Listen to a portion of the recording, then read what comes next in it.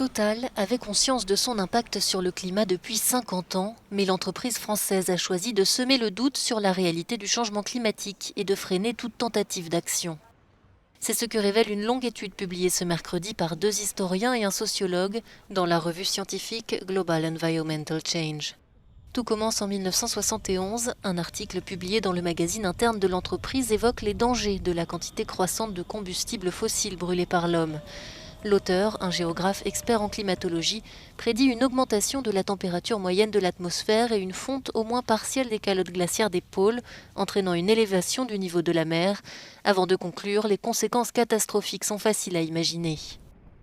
D'autres documents internes prouvent que le groupe avait conscience du risque climatique. Pourtant, Total choisit pendant de longues années de ne pas en parler et surtout de ne rien changer. En public, ses dirigeants nient même l'existence du changement climatique.